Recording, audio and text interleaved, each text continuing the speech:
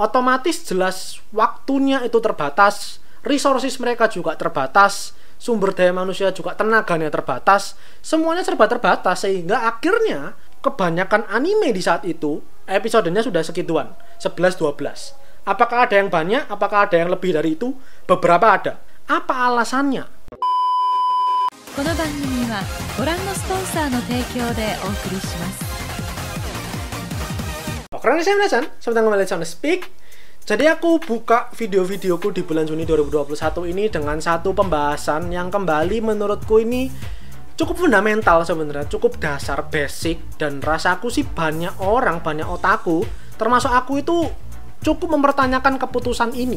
Kalau anime itu diciptakan, diproduksi pada umumnya itu 1 core 12 episode, 13 episode, atau maksimal itu 2 core 24, 25 episode. Sedangkan buat kita mungkin yang dari kecil, dari dulu, terutama aku dari tahun 2000-an ya, dari aku SD itu udah ngikutin anime di TV Indonesia, kita semua tahu kalau anime-anime yang tayang dulu itu episodenya setidaknya itu 25, paling dikit, dan bahkan lebih 50-an, bahkan ratusan. Nah ini kan sebenarnya cukup menjadi pertanyaan harusnya gitu kan, karena buat orang-orang yang sudah mengalami transisi itu tadi, aku pun juga begitu ya, ketika pertama nonton itu kita taunya anime itu bakal panjang, bakal banyak episodenya, tapi ternyata sekarang anime-anime itu 12-25 episode. Apa alasannya? Itu yang akan aku coba bahas kali ini. Sekali lagi aku heran, ini hal yang cukup fundamental, tapi YouTube luar itu banyak gitu, channel luar yang bahas ini tuh banyak, tapi entah kenapa di Indonesia itu nggak ada, karena mungkin dia pembahasannya nggak begitu menarik gitu ya, nggak kenceng view-nya kali ya. Jadi biarkan Soundspeak yang ngambil bagian seperti ini, biar channel-channel lainnya bahas urusan manga dan spoiler.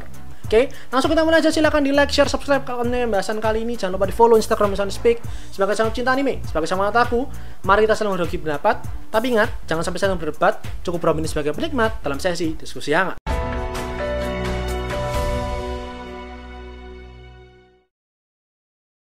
Jadi ini aku coba meraba-raba ya. Kita semua kan bisa lihat ini ya. Kita semua tahu My Anime List, ya kan, situs My Anime List. Kita tahu bersama di situ ada fitur untuk ngecek tiap season, tiap core-nya itu di tahun berapapun, dari tahun 1900-an, anime yang rilis itu apa aja. Dan informasinya My Anime List kan lengkap gitu ya, lengkap banget tuh. Itu kalau kalian coba backtrack aja ya. Kalian coba backtrack ke tahun 2000-an awal, 2003, 2004, 2005. Kalian akan menemukan di mana banyak seri itu, banyak anime, episodenya itu setidaknya 25, paling sedikit, dan kebanyakan lebih. Apakah ada yang 11-12? Ada, tapi sedikit. Dan setauku memang di zaman dulu itu biasanya ketika sebuah seri manga diadaptasikan jadi anime, itu either panjang banget atau pendek banget. Dalam artian ketika diadaptasi, jadinya formatnya itu OVA, bukan TV series. Kebanyakan seperti itu setauku. Nah, tren dimana anime itu kemudian dibuat 11-12 episode aja dalam satu core, itu rasaku ya, ini rasaku pribadi, itu kalau kita coba backtrack di tahun 2007-2008an, kebanyakan anime di saat itu episodenya sudah segituan, 11-12. Apakah ada yang banyak? Apakah ada yang lebih dari itu? Beberapa ada. Tapi semakin kesini, terutama dari tahun 2007-2008 itu mulai tergerus sampai di 2010, 2011, dan akhirnya makin ke belakang sekarang sampai sekarang ini. Kita tahu bersama kalau kebanyakan anime 11, 12, mentok-mentok 25, kalau lebih syukur, kalau enggak ya harus nunggu season selanjutnya, itu pun kalau ada. Nah, selanjutnya akan aku coba ulik apa sih alasannya, kenapa kok studio anime gitu ya, itu kok memutuskan untuk dibuatnya udah deh dibuat 12 episode aja, 11 episode aja, atau mentok-mentok ya 25 deh. Alasan yang pertama itu adalah jelas karena supaya nggak ngejar material source-nya atau manga atau light novelnya. Kita tahu bersama kalau kurang lebihnya, on average ya, rata-rata satu episode anime itu biasanya mengadaptasi 2-4 chapter manga, which means manga yang ceritanya itu berprogres, berjalan, memakan waktu sekitar 2-4 minggu, itu langsung bisa diselesaikan, diceritakan dalam format anime yang durasinya 24 menit. Itu kalau manganya atau light novelnya weekly, rilisnya tiap minggu. Kalau monthly, berarti lebih lama. Berarti kan jomplang banget gitu ya, yang satunya lama banget, satunya bisa langsung cepet banget. Ketika animenya kemudian sudah mulai mendekati, bahkan udah mepet banget sama manganya, terkadang studio anime yang memproduksi anime-anime yang memang long season gitu ya, maksudnya memang ceritanya tuh bakal panjang banget. Mereka memutuskan untuk nggak ngambil rehat, mereka memutuskan untuk nggak diberhentiin, dan mereka tabrak dengan filler. Yang mana udah pernah aku bahas sebelumnya ya soal Black Clover ini. Menurutku Black Clover ditamatin dulu, diberhentiin dulu, itu keputusan yang tepat daripada kayak seri-seri lain yang tetap diajar, tetap ditabrak, yang ada malah filler, ceritanya makin nggak karuan, makin nggak jelas, makin boring. Daripada hal itu terjadi, maka banyak studio produksi yang mereka dapat jatah, dapat tugas untuk mengadaptasi seri-seri manga yang memang jalannya panjang, mending menurut mereka dibuat pendek-pendek aja, 11, 12, atau 25 aja, supaya itu tadi nggak terlalu mepet, bahkan ngejar dengan manga atau light novelnya.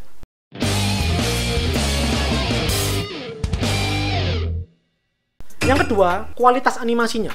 Ini jelas ya, rasa aku bukan jadi sebuah rahasia kalau anime-anime yang long season, istilahku long season ya, maksudnya yang kayak tayang terus gitu tuh, ongoing terus, dan ceritanya itu genre-nya action shonen.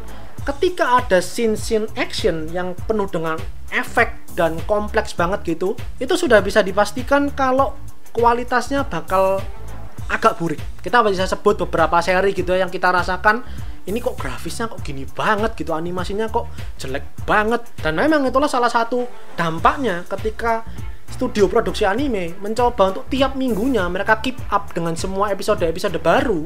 Otomatis jelas waktunya itu terbatas, resources mereka juga terbatas, sumber daya manusia juga tenaganya terbatas, semuanya serba terbatas, sehingga akhirnya output atau hasil dari produksi animenya itu beberapa scene akhirnya menjadi kurang maksimal, menjadi kurang kinclong karena ya keterbatasan yang ada itu tadi. Yang ketiga, itu adalah tindakan bijak untuk mengamati trennya dulu.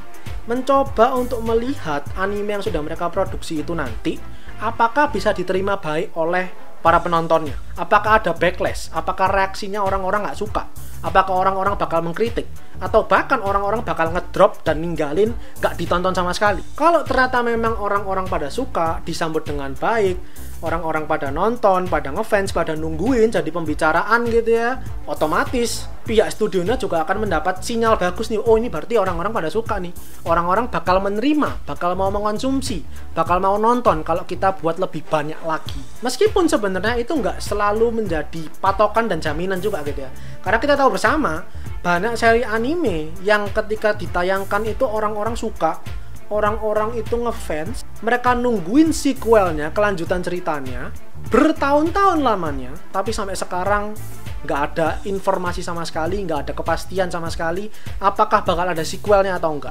No Game No Life, Betum, banyak lagi lah seri lainnya, termasuk manga Owari no Seraph yang selalu aku bahas tiap Sabtu. Itu juga alasannya gitu ya kenapa aku bahas ini manga dan nanti manga-manga lainnya, itu karena memang rasaku kesempatan dimana kita bisa menyaksikan cerita lebih lanjut dalam format animenya itu kecil. Udah bahkan nggak mungkin.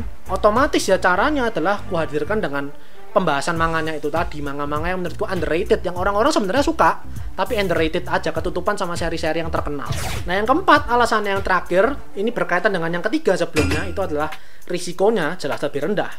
Ketika mereka mencoba mengamati tren, melihat hasilnya, apakah bakal diterima baik atau enggak. Kalau misal ternyata orang-orang nggak suka dan nggak menerima, reviewnya mungkin jelek, mungkin dimaki-maki gitu ya di internet, di sosial media, pokok orang-orang nggak menerima dan penjualannya pun nggak besar gitu barangkali, otomatis mereka memutuskan ya buat apa dilanjutin, rugi, boncos, mending stop aja udah. Dan itu akan jauh lebih logis, jauh lebih bijak dibanding mereka udah plan bikin project, oke, kita bikin anime 100 episode, tapi ternyata mungkin di 10 episode awal orang-orang udah bikin review jelek, orang-orang udah nggak suka, penjualannya juga nggak tinggi, otomatis ya buat apa dilanjutin. 90 episode selanjutnya itu bakal rugi mereka. Jadi daripada merugi besar seperti itu, membuang-buang begitu banyak tenaga dan resources yang ada, lebih bijak buat mereka untuk dibuat pendek-pendek aja dulu, dilihat dulu hasilnya gimana, bagus dilanjutin, meskipun nggak selalu menjamin, kalau jelek ya udah di stop aja. Jadi itu aja untuk video kali ini, konten kali ini. Satu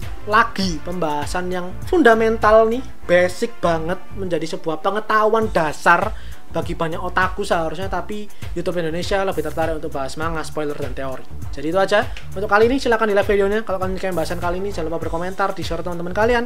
Terakhir, jangan lupa di follow Instagram Soundspeak dan subscribe buat kalian yang mau menikmati lebih banyak konten anime dan manga dari channel Soundspeak.